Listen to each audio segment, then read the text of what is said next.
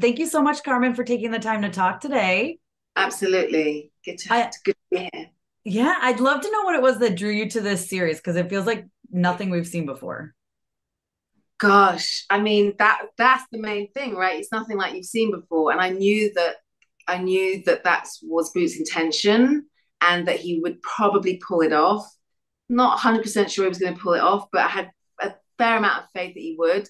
And the idea of being some, part of something that you've never seen before is always a risk, but it's one worth taking because I mean, to be part of something that we've all seen before, like what's the point? At some point, it gets that's just like boring. And I really like the themes that we're exploring in the show. And I get to play a mom who's really full of like excitement and possibility for this kid that she's raising, helping to raise, but also full of fear. And I completely related to that because I go through that daily as a parent myself, trying to like grapple with how do I protect them but not get in their way? How do I make sure that they're going to be, fearless and bold in the world, but not to the point that they get themselves in trouble, right? So it's like you're always sort of like figuring that out, how to give them the right tools. So I appreciated that. And then just overall, I think while it is specifically about this 13-foot black kid in Oakland, so a very particular kind of kid, a very particular place, there's something universal overall that we're really like in the end exploring that I think anyone could get into and be interested in. And it just looks amazing. We're doing stuff that you don't see on TV or film very often. Puppets and stop motion and forced perspective, all kinds of stuff that's pretty out there. Or old school. It's actually just the way it used to be. And before CGI took over everything. So yeah, Yeah. it's great. What were the challenges of that? Because, like, I imagine there has to be like giant sets and little sets and tennis balls on Yeah, sticks. Like, what are those yeah, challenges like? all of that exactly. And so I've done a little bit of that in the past, like for something like Alien Covenant, or Fantastic Beasts. I've played in that sort of world where you have to imagine things and stuff. But there was definitely stuff like before we even started filming, I had somebody come to me and make a miniature, like mold me in like this miniature version that was then what the actor Jarrell Jerome is going to be acting against more often than he'd be acting with me, because that's one thing I didn't realize I was signing up for, that I'd be working with puppets more than real people, which is I'm glad I did it because it's like it was a chat. I've now learned how to be really emotional with a 13-foot puppet, but I thought I was going to be working with Jarrell a lot more than I ended up working with him, but that's all right. We in the end it all comes together on the screen. So Yes, absolutely. And what do you hope that people take away from this series? Because I think there's a lot of good messages in here. yeah, I mean, I think I love like maybe most importantly for me is the idea. I'm all about people thinking for themselves and not assuming that just because you've been told something is good or bad that's the only way to look at it. Like as we discover in this show, one person that is feared because he's 13 foot tall is revered by other people because he's so sort of like special and has like capacity to be a leader and stands out and so the idea of just always looking at things from many different points of view before you come to conclusions. And also the idea of being an activist in the world. There are many different ways of doing it. La Francine is one version, Jones, who's younger, is another version. But the idea of being part of your community and part of like being active in it is, I think, a great message too. Awesome. Well, thank you so much and congratulations on the show. It's Thank great. you so Thank much. you. Awesome. Thank you guys so much for taking the time today. I really appreciate it. Of course. I loved this series. I was like instantly hooked, but I'd love to know what it was that drew you guys to want to be a part of it. And Brett, if you want to go first. Yes, it's literally again the email of the subject was new project, 13-foot black man in Oakland. I was like, click, It was immediate. And then again, seeing Boots Riley attached, seeing Jarrell attached, reading the incredible scripts and seeing the incredible story was just like, oh yeah, this was a no-brainer. If I don't get this, I'm gonna be upset. Crazy, man. It's like it's one of those scripts where you get it and you're excited, but immediately your soul is kind of like crushed. Because it's like it's one of those things you want so bad, you know? Yes. You want to be a part of this. I want to be a part of this. Better yet, not I want to be a part of this, but I know that I feel that I definitely need and should be a part of this, you know? That was my like immediately like getting the email like Brett said, and then also after reading the scripts, just like, yeah, I have to do this. Like I have to make sure that I'm on this shit, you know? Yeah. What is it like on set with like, you know, massive sets, tiny little sets, like staring at straight up? Like, what are the challenges with that? Those are the challenges, man. You're talking to a tennis ball that's like held on a pole, you know, and the guy's like trying to stay out of the way, and he's like, you know, but you somehow you make it work, and the chemistry that we had off screen just made that so much easier, you know, because I can imagine when, you know, Brett is talking to the tennis ball, we just know how Jarrell is probably gonna, you know, and vice versa. Jarrell knows that when he says something or does a certain movement or action, that Brett is gonna have something to say about it, and then we're all gonna laugh at it, you know. So that just made it so much easier. You have anything to add, Brett? And that was perfect. I literally, again, it was so technically challenging. I mean, there was lots of times where we weren't in the room with Jarrell, and you know, lots of times where we're acting with this puppet, and it's really hard to sort of like have a human connection with a thing that's not really there.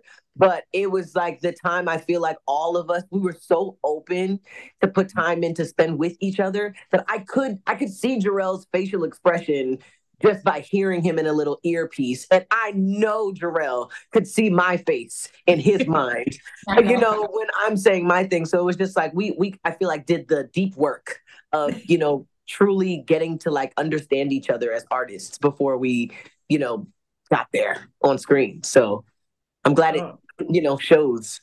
Yeah, absolutely. I love that. So there's a comic book in this, obviously. I'd love to know if you guys read comics, and if you do, what's a suggestion you have? I don't read comics because I was always just like, I want abs before I open them. So it was just like, I will get there at some point, but I always thought it was like really cool to do. So this has been my first introduction into the comic world, and I'm obsessed already. Same. No, literally exactly what you just said, man. Well, what do you guys hope people take away from this show? It's okay to be yourself, man. Don't judge a book by I love that. Like, not only be yourself, but be yourself times 13 feet. Like, just so everybody knows what it is already, and you can just immediately attract the people you need to attract to you and repel the ones you don't need. You know, just like really be like fearless with being who you are. Oh, I love that. Thank you guys so much for your time. That's my time. I really appreciate it. And Thank congratulations on the show. Thank you, Thank guys. you. Awesome. Well, hey, ladies, thank you so much for taking the time today. Hello.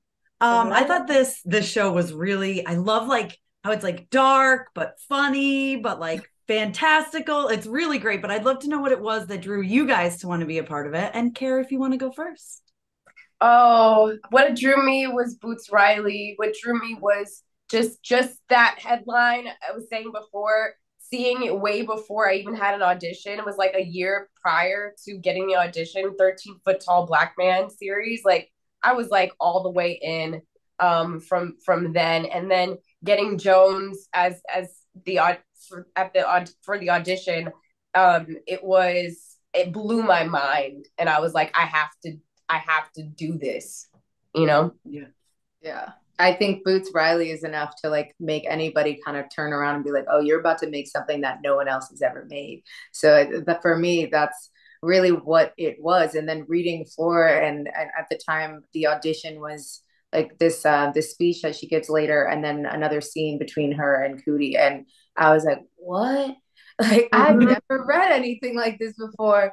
And like, this is insane. Like, this is kind of cool. And it leaves so much space for your input. And I think that's what Boots really allowed us to really put in ourselves and put in our ideas and our creative lenses and points of views into these different characters.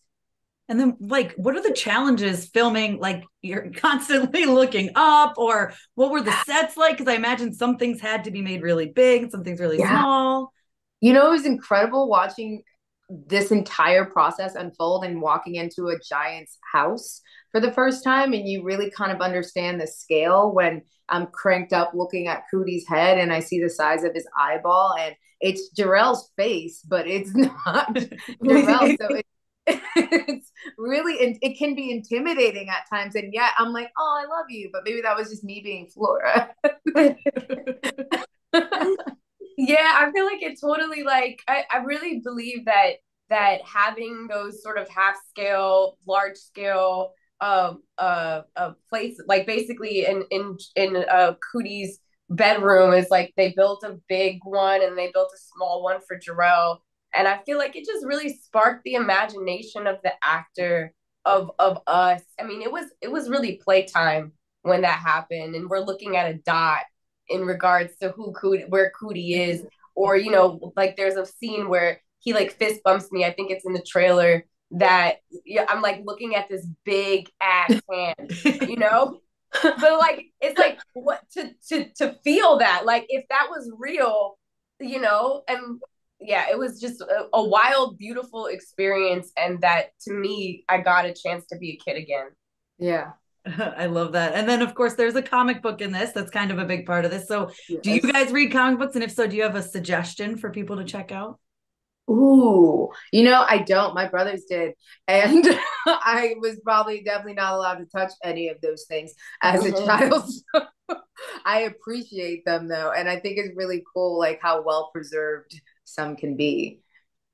There was a comic book store when I was growing up, and I used to go after school, and I used to get Josie and the Pussycats. Oh, sick! Yeah, back in the day, but yeah, I don't think that comic book store exists anymore. So sad. That is sad. I know. Well, thank you guys so much for your time. I really appreciate it, and congratulations. It's such a good show. I wanted to know what yours was. I'm like, what's your comic book? Oh, my comic book? Guardians of the Galaxy. I have anything. Oh, that's awesome. Have a good one, guys. Thank you so much. You too. Take care. Perfect. Hi, Michael. Thank you so much for taking the time today. I appreciate it. Yes, it's such a pleasure to meet you. Appreciate you making the time. Yeah, of course. This show, I was like immediately, and I'm like, this is so crazy. I've got to know, like, what are the challenges in making a like giant stuff and small stuff? Because like the house, the way there's like a giant couch and then there's got to be a small couch. I can imagine that's difficult. Yeah, I mean, it was what from the jump when Boots pitched us this idea, we were hook, line, sinker. We were all in on it, and part of the reason we're inspired was we had seen Sorry to Bother You, love the aesthetic of that, and the kind of handmade, utterly unique quality of it. So when we pitched this idea, we worked on the script for a long time. And somehow, maybe it's the irresponsibility of media res, we kind of ignore the practicality for a while until you kind of really have a vision. And then you're like, oh man, we actually have to figure out how to do this. And Boots was insistent from the beginning that be handmade, tactile. He wanted you to experience this and feel as real as possible. And that meant he was okay if the audience saw the seams, because his point is when it's all CG, we've started to think that that's real somehow, even though it's quite visibly not real. Right. So yes, on the set, there was a normal size house. There was sometimes a double size, sometimes, a shrunken, right?